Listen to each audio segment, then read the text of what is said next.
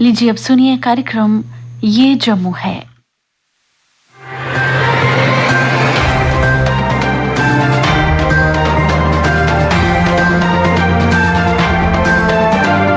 श्रोताओं नमस्कार। कार्यक्रम ये जम्मू है कि आज के अंक में आपका स्वागत है। आज के अंक में शामिल हैं J&K academy of art culture and languages द्वारा किया जा रहा है मल्टीलिंगुअल मुशायरे का आयोजन। जिला उधमपुर के एक समाज सेवी ने अपने इलाके की समस्याओं को किया उजागर। आंगनवाड़ी वर्कर्स वेलफेयर एसोसिएशन ने अपनी मांगों के समर्थन में किया धरना प्रदर्शन। कश्मीरी पंडित सभा की पत्रकार वार्ता। और श्रोताओं, जिला रामबन में किया गया सब्जी कोटी उपकरण का उद्घाटन। पर सबसे पहले अपनी बात।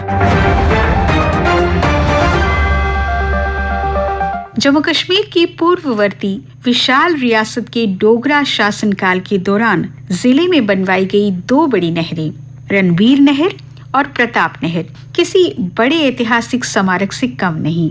ये दोनों ही नहरें जम्मू जिले के लगभग 30,000 हेक्टेयर रकबे की सिंचाई का साधन हैं। अपने अपने कैचमेंट इलाकों के लोगों के लिए जीवन रेखा हैं और अपने कमांड एरिया को ब्रेड बास्केट बनाती हैं। प्रताप नहर चिनाब के दाएं किनारे अखनूर और खोड़ के इलाके को, और रणबीर नहर जो चिनाब के बाएं किनारे से निकाली गई है, ये तोमाना से लेकर आरसपुरा, बिश्ना और अर्निया तक अपनी शाखाओं के रूप में फैली हुई है। गौरतलब है कि ये दोनों नहरें महाराजा प्रताप सिंह के जमाने की देन हैं। रणबीर नहर 1905 में मुकम्मल हुई और प्रताप नहर इसके कुछ एक साल बाद में तैयार हुई थी। रणबीर नहर जम्मू की आन बान शान है, खूबसूरती की मिसाल है, जम्मू शहर की पहचान है। तो जम्मू शहर की पहचान राजेंद्र पार्क और इसके पास बने बिजली घर से हुआ करती है। इसी जगह पर बैसाखी का भव्य मेला भी लगा करता था और गर्मियों के दिनों अब भी शहर के हजारों लोगों के लिए ये आकर्षण का केंद्र है। चिनाब दरिया की इस लघु रूप रणबीर नहर की भव्यता के विषय में जितना भी कहा जाए कम है, मगर अब हम जो भी कहने जा रहे हैं वो किसी मायूसी से कम नहीं, क्योंकि बढ़ती आबादी के कारण इस नहर के आसपास के क्षेत्र में अनगिनत मकान बन चुके हैं। बस्तियों, कॉलोनियों का कूड़ा करकट इसके किनारों पर और पानी कम होने पर इसके बीच में जमा होता रहता है। पानी जो कभी साफ शफाफ हुआ करता था, आज गंदला गलीज हुआ जा रहा है। इसके लिए आज का सभ्य समाज अपने कृत्यों के लिए कितना जिम्मेदार है, इस बात की किसी को परवाह नहीं, कोई शर्मसारी नहीं, बस एहसास का खालीपन है।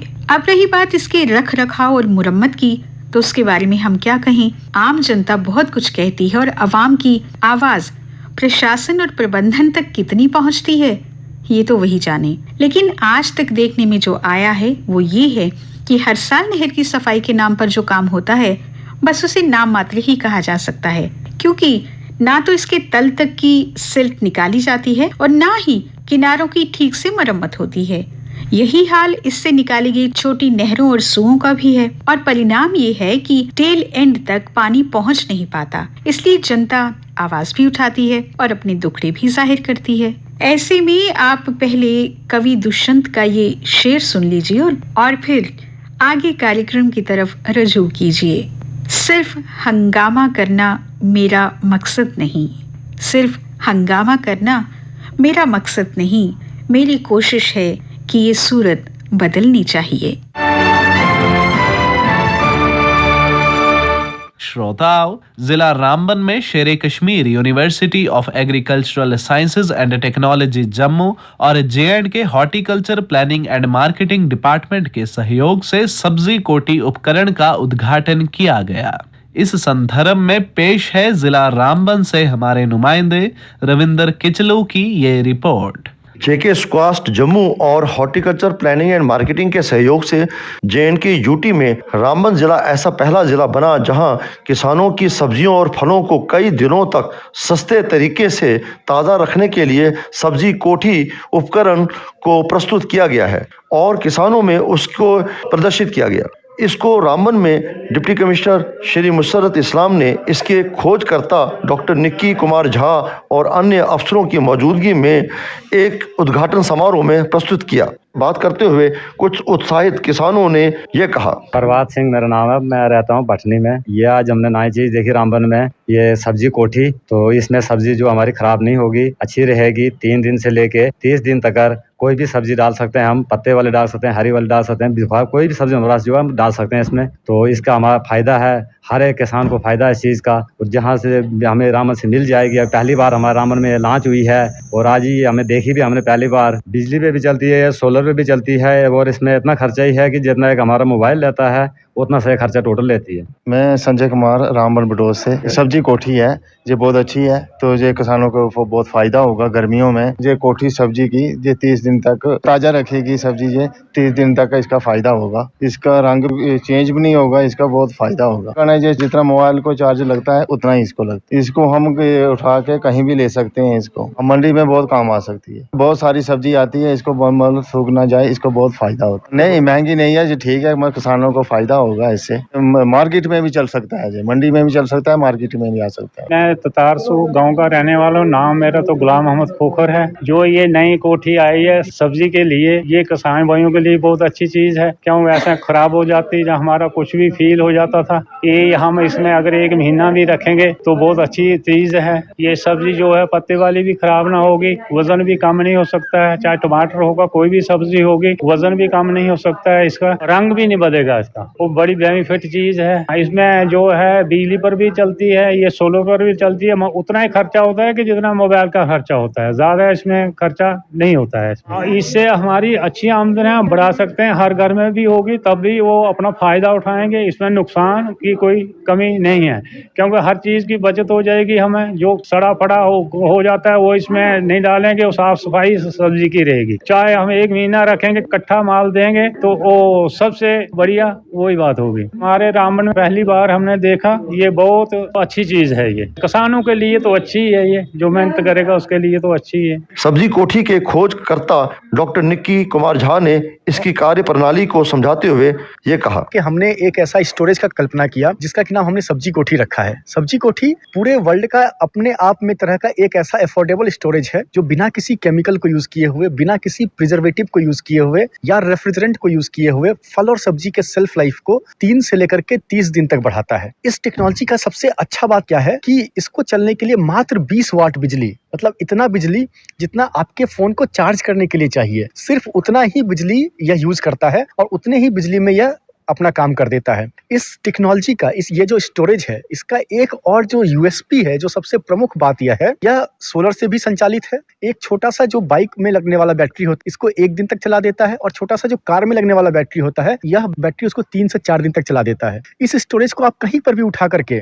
कहीं पर भी किसी भी सुटेबल मीन्स ऑफ ट्रांसपोर्टेशन पे, मतलब ठेला पे, ऑटो पे, टोटो पे, रिक्शा पे, ट्रक पे, कहीं पर भी रख सकते हैं और कहीं पर भी आप इसको बना सकते हैं। आप इसको फील्ड में बना सकते हैं, एग्रीकल्चर फील्ड में बना सकते हैं, आप इसको लोकल मंडी में डिप्लॉय कर सकते हैं। आप इसको अपने दुकानों पे, जो फल और सब्जी विक्रेता भाई बहन है, वो अपने दुकानों पे इसको ये कर सकते हैं, बना सकते हैं। इतना ही नहीं, ये टेक्नोलॉजी हमने 2020 से बेसिकली इसमें काम करना शुरू किया। सबसे पहले हमने इसे IIT पटना, IIT कानपुर के इंक्यूबेशन सेंटर के साथ मिलकर के हमने काम किया। उसके बाद फिर इसको हमने एग्रीकल्चर स्कॉस्ट जम्मू के साथ मिलकर के इसका एग्रीकल्चरल वैलिडेशन किया, और वहाँ भी हम RKVY रफ्तार प्रोग्राम के अंदर इंक्यूबेटेड हुए स्कॉस्ट जम्मू में, और वहाँ भी हमें टेक्निकल सहायता मिली और ये स्टोरेज अप्रूव हुआ। उसके बाद इतना ही नहीं, जो हमने ये जो सब्जी कोठी लाया है हमने, ये जम्मू कश्मीर में पहली बार, फर्स्ट टाइम, पूरे JNK में फर्स्ट टाइम रामबन में इसको हम लोग DC साहब इनॉग्रेट किए। और साथ ही हम बहुत खुश हैं इस बात को लेकर के कि सर लोग का जो गाइडेंस है,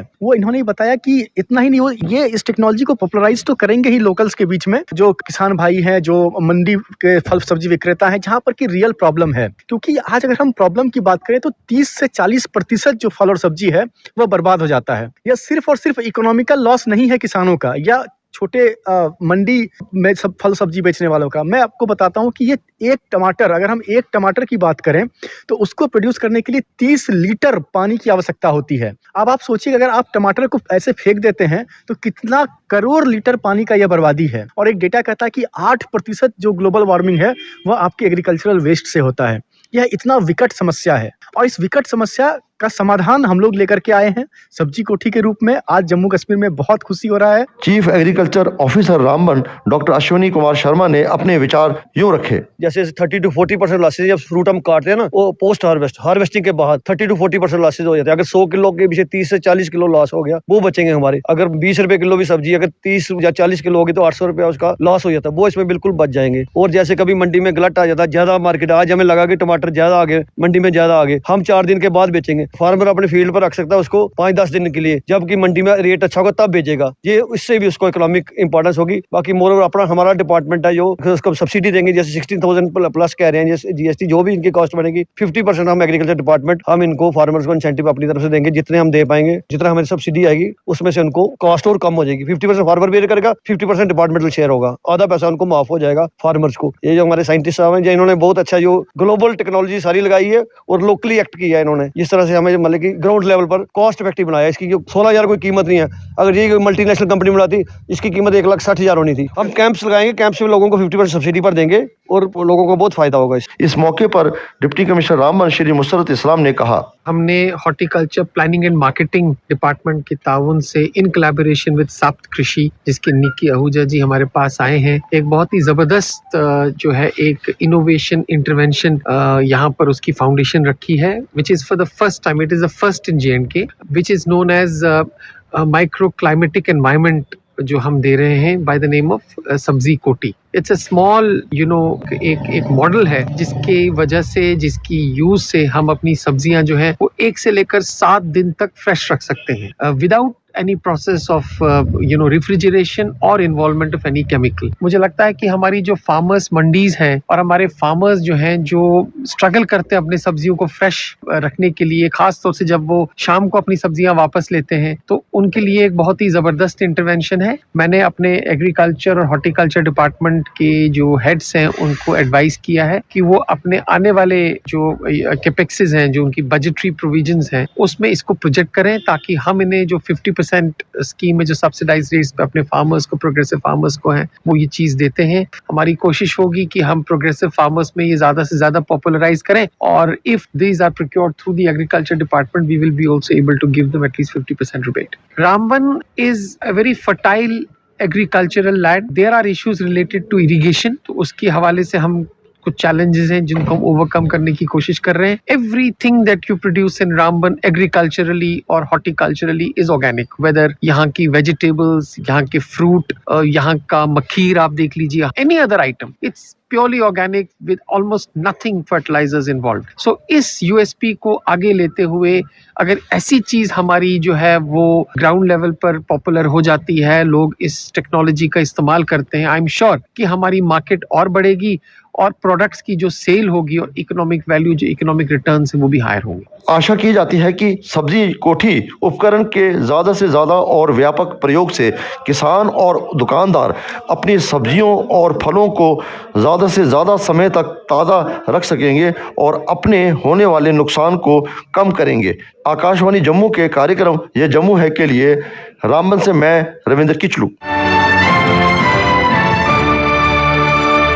Jammu and Kashmir academy of art, culture and languages द्वारा मल्टीलिंगुअल मुशायरे का आयोजन किया जा रहा है। ये मुशायरा 21 दिसंबर से आरंभ हुआ था और आज 27 दिसंबर को इसका समापन होगा। इस मुशायरे के बारे में अधिक जानकारी देते हुए अकेडमी के एडिटर कम कल्चर ऑफिसर डॉक्टर शाहनवाज ने बताया, अकादमी जो है एक नए दौरानिये में दाखिल हो चुकी है।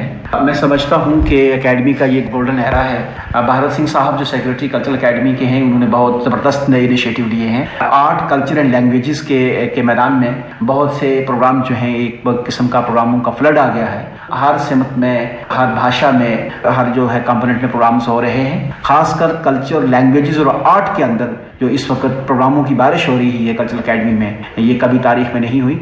अभी जो 21 तारीख से हमने पोइट्री फेस्टिवल की शुरुआत की है। यहाँ सबसे पहला मुशायरा उर्दू का हुआ है। ये कोई 7 ज़बानों के मुशायरे जो यहाँ हो रहे हैं। हमारा पोइट्री का फेस्टिवल है जो after the gap of 20 years Jammu Kashmir cultural academy में मुकर्रर हुआ है और इसका इनेकाद हो रहा है यहाँ। इसमें जितनी भी हमारी लोकल ज़बानें हैं, हमारी जो ऑफिशियल लैंग्वेजेस हैं, हमारी नेशनल लैंग्वेज जैसे हमारी हिंदी ज़बान है, हमारी डोगरी ज़बान है और हमारी पंजाबी ज़बान, गोजरी और पहाड़ी के अंदर जो है मुशायरे जहाँ इनका इनेकाद हो रहा है। मैं समझता हूँ कि यहाँ 40-40, 50-50 शायर जो हैं हर एक मुशायरे में हर ज़बान के पार्टिसिपेट कर रहे हैं। कुल 250 से 300 के अराउंड जो शायर हैं इस पोइट्री फेस्टिवल में पार्टिसिपेट कर रहे हैं। भारत सिंह साहब का ये बहुत ही बड़ा इनिशिएटिव है। तमाम अक्रॉस दी सोसाइटी लोग इस इनिशिएटिव की तारीफ़ कर रहे हैं और एकेडमी के इस दौर की तारीफ़ कर रहे हैं कि एकेडमी बहुत अच्छा काम कर रही है। मैं समझता हूँ कि आने वाले दिनों में हम सबको जो है यहाँ पे एक फोक म्यूज़िक फेस्टिवल कर रहे हैं 4 दिन का, जिसमें लगभग 300 से 400 के अराउंड जो है हमारे आर्टिस्ट पार्टिसिपेट कर रहे हैं। और उसके साथ साथ 7 जनवरी से वीक हर महीने के हर हफ्ते में, अगर एक महीने में 4 हफ्ते होते हैं तो हर सैटरडे को 4 सैटरडेज को हमारे मीट द ऑथर सीरीज हो रही है, जिसमें हमने ज़बानों के जितने भी ऑथर्स पोइट्स हैं उन सभी के साथ मुलाकात करने वाले हैं और हर शायर की कंट्रीब्यूशन को प्रिजर्व करने वाले हैं और उसके साथ गुफ्तगू करने वाले हैं। ये भी एक बहुत बड़ा सीरीज जो है पहली बार एकेडमी के अंदर शुरू हो रही है।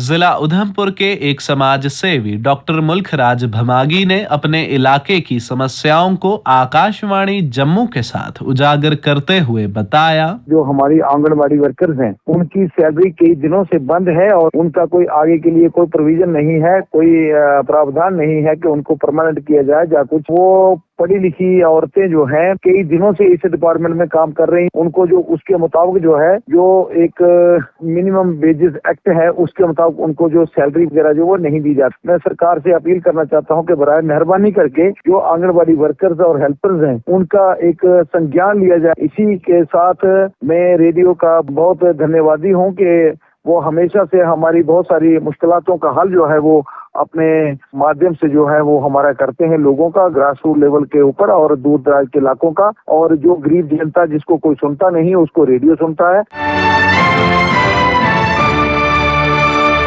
कश्मीरी पंडित सभा द्वारा प्रेस क्लब जम्मू में एक पत्रकार वार्ता का आयोजन किया गया। पत्रकारों से बात करते हुए सभा के अध्यक्ष के खोसा ने बताया, हमने बार बार गुहार लगाई कि हमसे बातचीत की जाए, कॉन्फिडेंस में लिया जाए कम्युनिटी को, क्योंकि हमारे इतने इश्यूज पेंडिंग हैं जिनका कि आप सबको संज्ञान होगा। आज 33 वर्ष हो चुके, हमारे जो मसले हैं वो मसले जू के तू खड़े हैं। सबसे बड़ा मसला हमारा रिटर्न एंड रिहेबिलिटेशन का था, उसमें से भी सरकार ने अभी तक कोई स्टेप्स नहीं उठाए, पहले भी नहीं उठाए गए, अब भी नहीं उठाए जा रहे। एक और संवेदनशील मामला लेकिन हमारे सामने खड़ा हो गया है, वो है PM package employees, other employees और जो रिजर्व कैटेगरी, जो कि 12-12 साल से रिजर्व कैटेगरी के एम्प्लॉइज तो 16-16 साल से वहाँ पे है, 12 साल से हमारे जो पीएम पैकेज के एम्प्लॉइज वो वहाँ पे है, अदर एम्प्लॉइज भी 12 साल से वहाँ पे है। ये सब वहाँ पे नौकरियाँ कर रहे थे 10 साल, इनकी तरफ किसी ने वहाँ पे गन का मुंह नहीं किया। अब गन का मुंह इनकी तरफ हुआ और ये टारगेटेड किलिंग्स के शिकार होना शुरू हुए। इनके बारे में तो है कि तनख्वाहें इनकी इमीडिएट रिलीज हो जानी चाहिए और इनके साथ बातचीत करके इनको रिलोकेट यहाँ करना चाहिए जब तक कि वहाँ पे हालात ठीक नहीं हो। और श्रोताओं, आंगनवाड़ी वर्कर्स वेलफेयर एसोसिएशन ने अपनी मांगों के समर्थन में प्रेस क्लब जम्मू के बाहर धरना प्रदर्शन किया। अपनी मांगों को सरकार के समक्ष रखते हुए एसोसिएशन की जनरल सेक्रेटरी रोशु शर्मा ने कहा, जो हमारा धरना प्रदर्शन है ये हमने एचआर पॉलिसी के विरोध में रखा है और ये जो गवर्नमेंट ने 30 नवंबर 2022 को एक आर्डर निकाला, एचआर पॉलिसी निकाली, लेकिन इस पॉलिसी में कोई भी हमें रूल जो है वो अच्छी तरह से मेंशन नहीं किए हैं। उन्होंने ये नहीं बताया कि ये रूल जो है वो आने वाली रिक्रूटमेंट के ऊपर लगेंगे, या जो हमारी वर्कर्स हेल्पर्स जो है वो ऑलरेडी काम कर रही है उनके लिए होगा। तो हम एलजी साहब से यही रिक्वेस्ट करते हैं कि हमारी जो HR पॉलिसी इन्होंने बनाई है इसको एक अच्छे ढंग से फ्रेम करे, क्योंकि ना तो इन्होंने कोई रिटायरमेंट का इसमें बनाया है, ना ही कोई पेंशन स्कीम का बनाया है। तो जो हमारी आंगनवाड़ी वर्कर हेल्पर बहनें हैं वो 30-40 साल से इस डिपार्टमेंट को अपनी सर्विस दे रही हैं, तो खाली हाथ ये कैसे अपने घर को जाएंगी और बाद में ये अपना कैसे गुजारा चलाएंगी? अगर इनके पास पेंशन नहीं होगी तो ये कैसे अपने घर का गुजारा करेंगी? अभी हमें 10-11 महीने हो गए जो हमारे पेंडिंग बेसिस है वो नहीं मिली है। तो हम बार बार एलजी साहब से यही अपील करते हैं कि हमें टाइम से मतलब ऑनरेरियम दिया जाए। इसी के साथ ही कार्यक्रम ये जम्मू है का आज का अंक समाप्त होता है। वाचक ऋषिव प्रभाकर, स्थल रिकॉर्डिंग सुनील कुमार रैना और रमेश कुमार शर्मा, प्रस्तुतकर्ता बच्चन भगत।